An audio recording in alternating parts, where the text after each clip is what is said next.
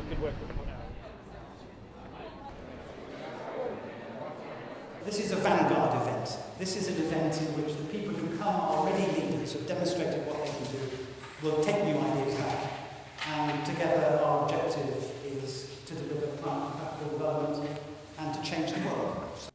The process of innovation requires that those of you who are leading, those of you who are at the center of things, sometimes you do not block that which is unfamiliar, and yet it is the game changer that must take place.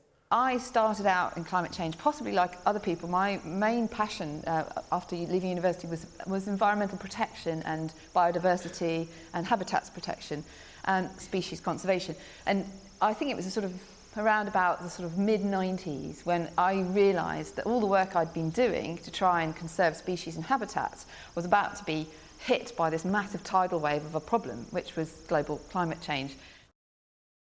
Looking at the Brazilian Amazon, now you see here the 9 Brazilian states, this red part is pretty much deforestation, but sometimes it's also related to savannas. The Amazonas is a state bigger than Peru, and Pará state, Amapá state, and Mato Grosso, they were all involved in GCF, and they are like early movers to come up with subnational RED programs. So you've got a chance to choose. This is a bit like blind date. You can see who it is that you're going to be dating, but they can't actually see or don't know yet who's going to come to them. I hereby introduce you the rain. Rain is outside of our control. Based on past experience, we know that roughly 1 out of 6 years there's too much rain. This 6 represents too much rain. Okay? If you're protected on this side, too much rain, no problem. Nothing changes. If you're not protected, too much rain means trouble. Why don't we do it once? No. To protect, you have to invest something, right? So you protect and you're safe. But if you haven't protected, so maybe you've used it for something else, like education or health or whatever. Here comes the rains. Okay. Drought. You only have one, you're out. You only have one, you're out. Oh, everyone is out, isn't it? We need to think collectively. Humanitarian sector, climate experts, governments, donors, communities at risk, farmers' organizations, everyone. There needs to be a dialogue, a policy dialogue of how are we going to deal with changing probabilities if some bunch of scientists tell us that the chances of a flood this season is probably 50 or 60%. But for a farmer, for a Red Cross worker, for a government, for a donor, looks like a normal day. I'm going to talk about problem solving in a complex world. Let's start with a simple challenge. Thomas Thwaites decided he had a dream. And his dream was that he was going to, by himself, single-handedly, make a toaster. So imagine your mother made you a birthday cake in the shape of a toaster. And imagine also that your mother was really, really drunk. So this is the toaster that he made. So I talked to him. I said, so does it work? He said, well, when I plug it into a car battery, the bread does get warm. It seems to me the problems that you are trying to solve are so complex. The world that surrounds us is so complex. It's entirely possible that 149 of you will fail.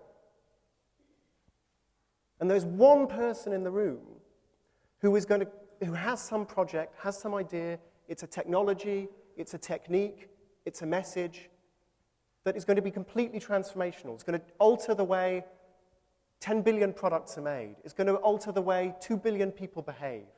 These huge, high-impact ideas are built on a long, tangled mess of constant failure. And it's just the one idea. And it's the one idea that's enough. If that idea spreads, that's enough.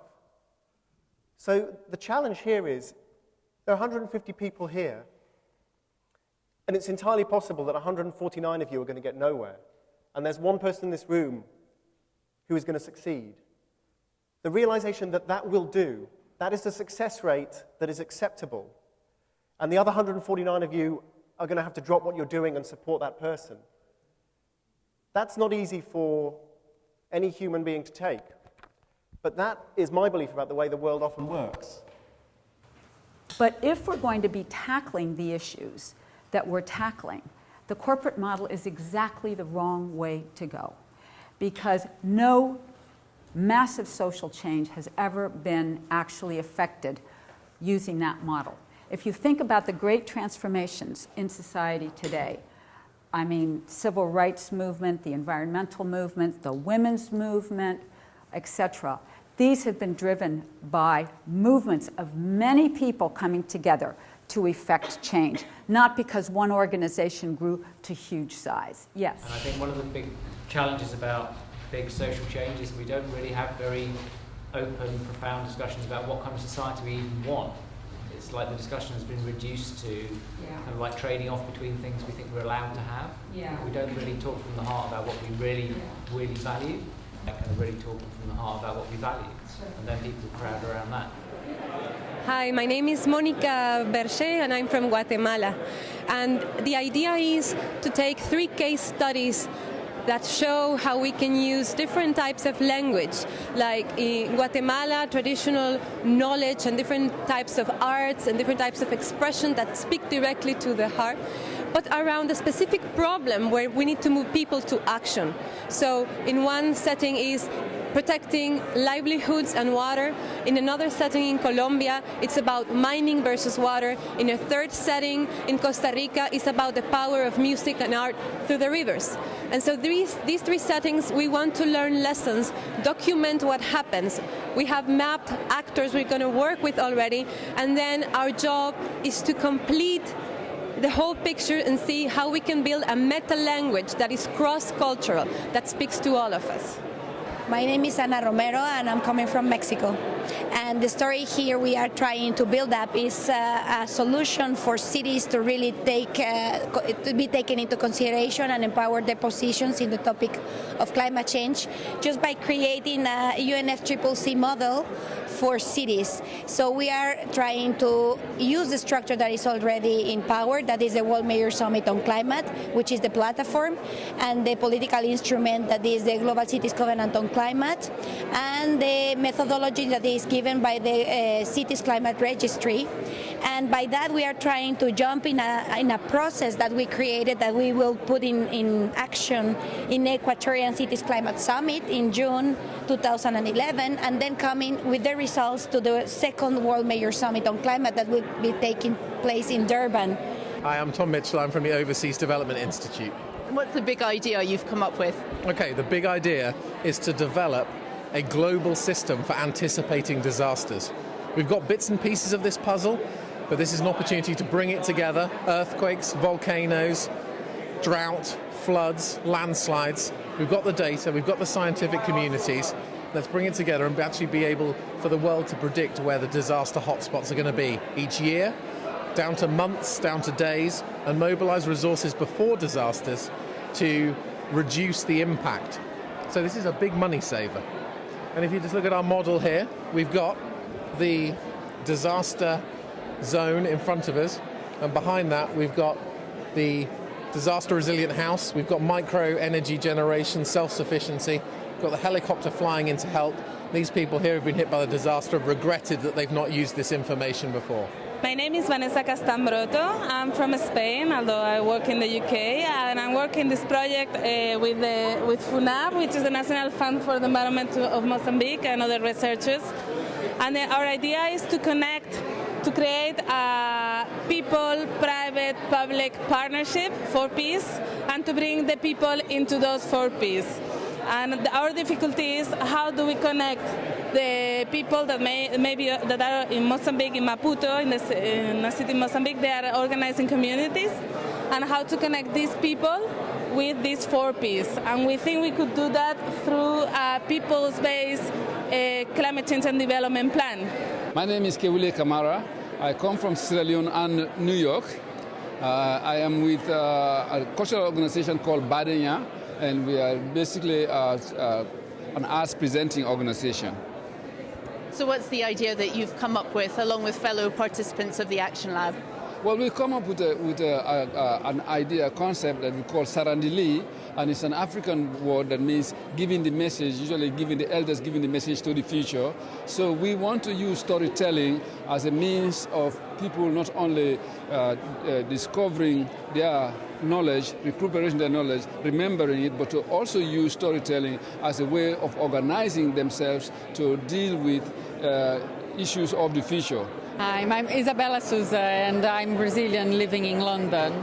And this project is about helping cities that are from 100,000 inhabitants to 300 inhabitants.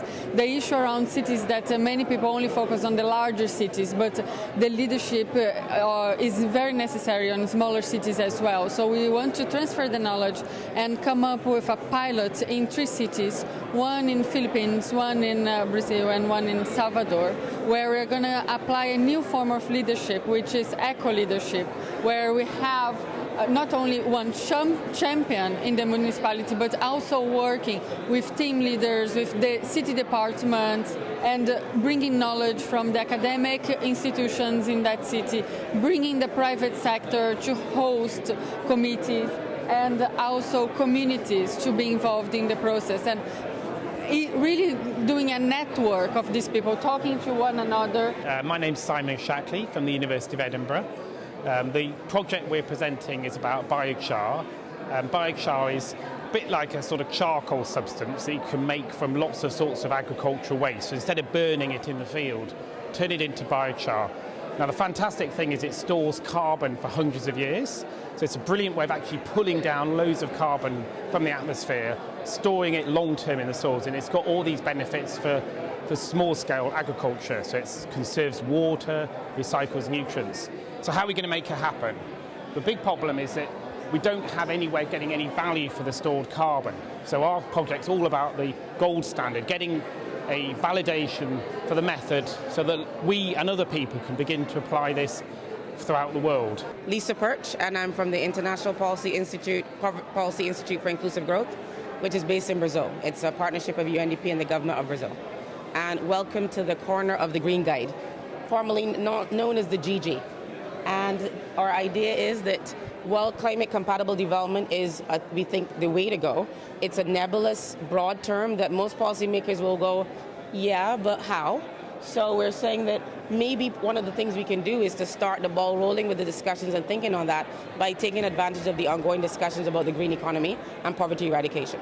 And we want to give them something that's quick, that's a checklist, that's more in the form of 10 questions they need to think about. So we're not telling them what to do, we're saying these are some of the things you need to start thinking about when you start talking about the green economy. And the idea is that it will be something like this, that will be smaller, they can put in their pocket and they can walk with to go to the meetings. But then also if they need more information, they can go online and they will get links to other documents as well as to good practice and models. Talking to one another, listening to what we have experienced, what our dreams and fears are. You just get the impression, if you do not get it with such diversity and level of experience, who else will crack it?